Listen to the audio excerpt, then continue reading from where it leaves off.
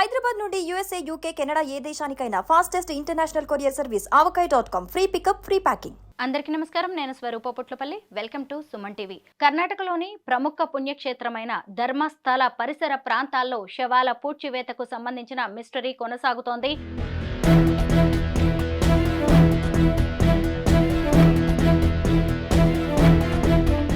అక్కడ సిట్ బృందం తవ్వకాలు జరుపుతుండగా ఒక మగ వ్యక్తికి సంబంధించిన అవశేషాలు బయటపడ్డాయి. అలాగే 13 ఏళ్ల బాలికకు సంబంధించిన అస్థిపంజరం, ఎముకలు కూడా బయటపడ్డట్టుగా వార్తలు వినిపిస్తున్నాయి. ఇంకొక వైపు ధర్మస్థల ప్రాంతానికి ఈ ఆడపిల్ల గనక వెళితే అదృశ్యం అవ్వడం, అలాగే తిరిగి రావడం అనేది ఉండదు అని కొన్ని మీడియా కథనాలు బలంగా వార్తలు వినిపిస్తున్నాయి. అసలు ధర్మస్థల కేంద్రంగా ఇదంతా ఎందుకు జరుగుతుంది? దీని వెనక ఉన్నది ఎవరు? ఎవరైనా పథకం ప్రకారమే ఇదంతా చేయిస్తున్నారా? ప్రస్తుతం నాతో పాటు బెంగళూరు నుంచి కాంగ్రెస్ స్పోక్స్ పర్సన్ స్వాతి చంద్రశేఖరరావు ఉన్నారు. తనతో మాట్లాడదాం. నమస్తే స్వాతి గారు. నమస్తే. సిట్ జరుపుతున్న తవ్వకాల్లో ఓ మగ వ్యక్తికి సంబంధించిన అవశేషాలు బయటపడ్డాయని తెలుస్తోంది.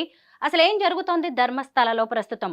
స్వరూప గారు, చూడండి, ఆల్రెడీ ఒక అనామధేయ వ్యక్తి వచ్చి సవాల్ని నేను బరీ చేశాను అండ్ ఇప్పుడు నాకు దాన్ని చాలా బాధగా ఉంది, నాకు గిల్టీగా ఉంది అని చెప్పి వచ్చి కంప్లైంట్ చేసి, state has taken this very seriously. Home ministry ఇది లేదా, ఎందుకంటే ధర్మస్థలం అనేది ఒక పుణ్యక్షేత్రం. ధర్మస్థలం కేవలం కర్ణాటక ప్రాంతంకి, రాష్ట్రానికి మాత్రం సీమితం కాదు. మొత్తం భారతదేశాల నుంచి, గ్లోబల్ నుంచి ఇక్కడ డివోటీస్ ఉన్నారు. ఇక్కడ మంజునాథ స్వామిని దర్శనం చేసుకోవడానికి వస్తారు. అలిగేషన్ ఏముంది, అది సరియో తప్పో మనకు అసలు తెలియదు. కానీ దాని గురించి ఒక థరో ఇన్వెస్టిగేషన్ అవ్వాలి అని state government has taken it up very seriously and ఒక special investigation team SIT form చేసింది.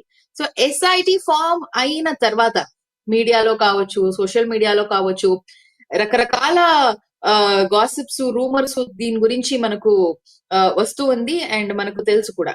కానీ మనకు తెలిసిన రెండు మెయిన్ కేసెస్ గురించి నేను మాట్లాడాలి అంటే, ఒకటి 2012-13 లో జరిగిన సౌజన్య మర్డర్ కేస్, 2 నెలల ముందు జరిగిన ఒక వ్యక్తి హత్య అండ్ అతను ఎవరు ఏంటి అని ఆల్రెడీ ఐడెంటిఫై చేశారు. వాళ్ళు ఇంటి వాళ్ళు కూడా కంప్లైంట్ ఇచ్చారు అండ్ వాడు అసలు బ్రతకలేదు అనే ఒక కన్ఫర్మేషన్ అయితే మనకు ఒక 2 months ముందు మనకు తెలిసింది.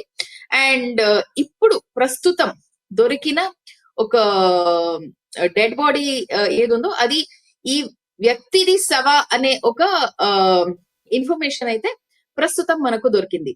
But what ever said and done, when SIT is in force, so నేను ఒక ప్రభుత్వాన్ని రిప్రజెంట్ చేస్తూ నేను కాంగ్రెస్ స్పోక్స్ పర్సన్ అయ్యి ఒకటైతే చాలా very clear, SIT complete report ఇయ్యే వరకు దీని గురించి మాట్లాడడం అసలు it makes no sense. Because ఎందుకంటే బయట ఉన్న రిపోర్టర్స్ ఏదైనా చెప్పొచ్చు, ఏదైనా మాట్లాడొచ్చు, ఏదైనా రిపోర్ట్స్ ఇవ్వచ్చు. కానీ SIT ఏ రిపోర్ట్స్ ఫైనల్ గా ఇస్తుందో దట్ ఇస్ ఫైనల్. సో అతను ఒక 13 ప్లేసెస్ ని ఐడెంటిఫై చేసి 13 సవాల్ ఇక్కడ ఉంది అండ్ దాన్ని మీరు ఎక్స్కవేట్ చేస్తే అక్కడ సవాలు దొరుకుతుంది, లేదా అట్లీస్ట్ వాళ్ళు అస్థి దొరుకుతుంది అని అతను చెప్పాడు.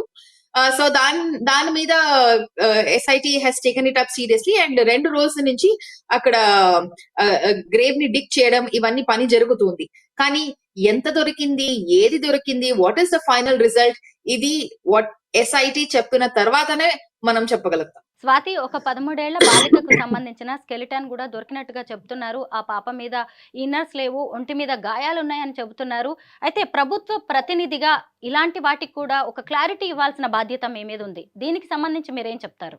తప్పకుండా స్వరూప, అక్కడ ఏదైనా ప్రమాదం జరిగింది అనేది ప్రూవ్ అయితే అసలు will be the first one to take the action. కానీ ఇప్పటి వరకు ఏది అలాంటి ఇన్ఫర్మేషన్ యాక్చువల్లీ SIT నుంచి గవర్నమెంట్ కో లేదంటే హోమ్ మినిస్టర్ కో దొరకలేదు. బయట ఉన్న మీడియా రిపోర్ట్స్ కావచ్చు, మీకు తెలుసు ఒక చిన్న గ్రామం ధర్మస్థలం అనేది, చాలా ఒక పల్లెటూరు, కానీ దాంట్లో కొంచెం మోడర్న్ పల్లెటూరు అని మనం చెప్పొచ్చు.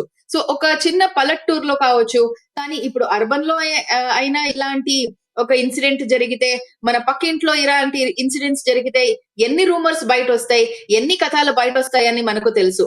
సో ఒక పల్లెటూరులో ఇలాంటి ఇన్సిడెంట్ జరుగుతుంది అండ్ మొత్తం కంట్రీ మీడియా దీని గురించి అవగాహన పెట్టింది అండ్ దాని గురించి ఇన్ఫర్మేషన్ తీయాలి అని ప్రయత్నం చేస్తుంది. సో ఇలాంటి పరిస్థితిలో, ఇలాంటి సందర్భంలో చాలా రూమర్స్ బయట వస్తుంది. కానీ I request media to not back, especially serious medias కావచ్చు, మెయిన్ స్ట్రీమ్ మీడియాస్ కావచ్చు, ఇలాంటి రూమర్స్ ని మీరు బ్యాక్ చేసుకోకుండా please wait for SIT reports. ఒక మాజీ పారిశుద్ధ్య కార్మికుడు చెప్పిన దాని ప్రకారం ఇదంతా జరుగుతోంది. ధర్మస్థల మీద చాలా పెద్ద ఇష్యూ అయితే మొదలైంది. అయితే ఇతను ఎవరు, ఎన్ని రోజులు అక్కడ పనిచేశాడు, ఇతని ఫాస్ట్ ట్రాక్ రికార్డ్ ఏంటి అనేది కూడా మనం చూస్తూ ఉంటాం కదా. దానికి సంబంధించి ప్రభుత్వం దగ్గర ఏదైనా వివరం ఉందా? ఇతనే ఒక స్టేట్మెంట్ కోర్టుకి ఇచ్చాడు. ఇతను అక్కడ పని చేశాడు కొన్ని సంవత్సరం, దాని తర్వాత కొన్ని సంవత్సరం బయట ఉన్నాడు, అక్కడ పని చేయలేదు. ఒక రిపోర్ట్ అయితే ధర్మస్థలం నుంచి మనకు వచ్చిన రిపోర్ట్ అయితే వాళ్లే వీటిని పని నుంచి తీసేశారు అనే ఒక రిపోర్ట్ ఉంది. దాని తర్వాత వీడే లేదు నేను తప్పు చేశాను అనే ఒక గిల్ట్ తో బయట వచ్చేసాడు అనే ఒక రిపోర్ట్ ఇతను స్టేట్మెంట్ ఇతను ఇచ్చాడు. So at the end of the day అతను ఏది చెప్తున్నాడో ఈ 7 ఇప్పుడు 7 బరియల్ ప్లేసెస్ ని బరియల్ ప్లేస్ అని కూడా యాక్చువల్లీ చెప్పడం సరియో తప్పో నాకు తెలియదు, because it is based on the statement. కానీ 7 ప్లేసెస్ లో ఆ వ్యక్తి చెప్తూ ఉన్న 7 ప్లేసెస్ లో ఇప్పుడు సవా ఉంది అనే చోటులో పోలీస్ ఇప్పుడు వెతుకుతూ ఉన్నారు.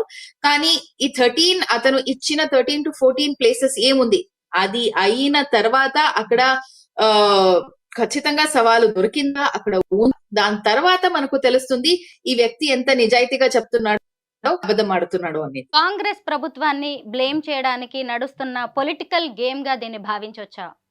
మనం అతనికి చెప్పలేదు వచ్చి కంప్లైంట్ ఇవ్వమని, మనం చెప్పలేదు ఇలాంటి పరిస్థితి అక్కడ ఒదగించాలి అని. సో 2012-13 లో ఈ సౌజన్య కేసు యాక్చువల్ గా ఏం జరిగిందో అప్పుడు మన సర్కారం లేదు అక్కడ. అప్పుడు ఉండేది it was BJP government. 3 chief ministers మారారు. యడియూరప్ప వచ్చారు, దాని తర్వాత సదానంద గౌడ వచ్చారు, దాని తర్వాత జగదీష్ షెట్టర్ వచ్చారు. అండ్ మనం వచ్చిన తర్వాత ఒక యాక్చువల్ గా ఇఫ్ యూ డోంట్ బిలీవ్ స్వరూప గారు, నేను మీకు చెప్తున్నాను, ఆ ప్రాంతంలో ఒక పోలీస్ స్టేషన్ లేదు. సో 2012 నుంచి రిక్వెస్ట్ చేసిన తర్వాత 2015 లో అక్కడ ఒక పోలీస్ స్టేషన్ దొరికింది. అది కూడా మా ప్రభుత్వం వచ్చిన తర్వాతనే. The past Siddaramaiah government under the regime of doctor G Parameshwar, who was then home minister also, అతను వెళ్ళి అక్కడ ఇనాగ్రేట్ చేశారు పోలీస్ స్టేషన్ ని. 2012 నుంచి 2015 వరకు 3 years ఒక ప్రాంతంలో పోలీస్ స్టేషన్ కావాలి అని అక్కడ జడ్పీ మెంబర్ ఉండొచ్చు, టీపీ మెంబర్ ఉండొచ్చు, అందరూ అక్కడ వచ్చి రిక్వెజిషన్ ఇచ్చారు. లోకల్ ఎమ్మెల్యే కూడా కొంచెం అక్కడ ప్రయత్నం చేశారు. ఇవన్నీ జరిగిన తర్వాత కూడా లోకల్ గవర్నమెంట్ కావచ్చు, హోమ్ మినిస్ట్రీ కావచ్చు యాక్ట్ చేయలేదు. ఇప్పుడు పాత హోమ్ మినిస్టర్, మాజీ హోమ్ మినిస్టర్ అరగా జ్ఞానేంద్ర గారు చాలా గొప్ప గొప్ప విషయం చెప్తున్నారు. ఇది ధర్మస్థలం వ్యతిరేకంగా చేసిన పని, అక్కడ this is an act against religion, ఇవి అవి అని. అయితే మీకు అంత అవగాహన ఉంటే ధర్మస్థలం మీద, మీకు అంత ధర్మస్థలం ఒక పవిత్రమైన స్థలం అని మీకు అనిపించుంటే, మీరు ఎప్పుడు ప్రభుత్వంలో ఉన్నారు, నేను చెప్పడం 2019 నుంచి 2023 వరకు మీరు ఉండేటప్పుడు అక్కడ ఎన్ని ప్రమాదం జరిగింది, అక్కడ ఎన్ని మర్డర్స్ జరిగింది, ఇవన్నీ జరిగిన తర్వాత కూడా మీరు అక్కడ ఒక ఎస్ఐటి టీం ఎందుకు ఫామ్ చేయలేదు? మీరు ఎఫ్ఐఆర్స్ ని ఎందుకు తొక్కేయారు? ఇప్పుడు వచ్చిన ఎఫ్ఐఆర్ కావచ్చు, ఇప్పుడు వాడు వచ్చి చేసిన పని కావచ్చు, లేదా ఆ 2 lawyers కావచ్చు, వాళ్ళు కాంగ్రెస్ లీడర్స్ అయినా కాంగ్రెస్ కార్యకర్తలైనా కాదు, వాళ్ళు దే ఆర్ నార్మల్ పీపుల్. మనం చెప్పలేదు వాళ్ళకి వచ్చి కంప్లైంట్ ఇవ్వమని లేదా కోర్టు ముందుకు వెళ్ళమని. సో వాళ్ళు వచ్చారు, but this is the duty of the government. ఇంత పెద్ద ప్రమాదం జరిగిన తర్వాత, ఇంత పెద్ద అలిగేషన్స్ వచ్చిన తర్వాత, అది ఏదైనా కావచ్చు, ప్రభుత్వం ఎస్పెషలీ ఇలాంటి ధర్మక్షేత్రం మీద నమ్మకం పోకూడదు అనే ఇంట్రెస్ట్ తో, ఒక చాలా బాధ్యతతో మనం ఎస్ఐటి టీమ్ ఫామ్ చేసాం. And we're actually waiting for the reports from the SIT team. ఒక చిన్న విషయం వెళ్తూ నేను చెప్పాలి స్వరూప గారు. The allegation is not on temple, the allegation is not on Shri Manjunatha Swamy. Maybe అక్కడ ఉన్న జనంలో ఉన్న అది ఎవరైనా కావచ్చు, వాళ్ళు అక్కడ ఇలాంటి ఒక గొడవ పెడుతున్నారేమో. సో ధర్మక్షేత్రాన్ని కావచ్చు లేదా ఆ టెంపుల్ ని కావచ్చు, దీనికి లాగి తీసి టెంపుల్ ని ఒక బ్యాడ్ గా ప్రమోట్ చేయడం, I think it is a bad idea. BJP దీన్ని చాలా క్లెవర్ గా ఒక పొలిటికల్ యాంగిల్ ఇచ్చి దీన్ని పొలిటిసైజ్ చేస్తున్నారు.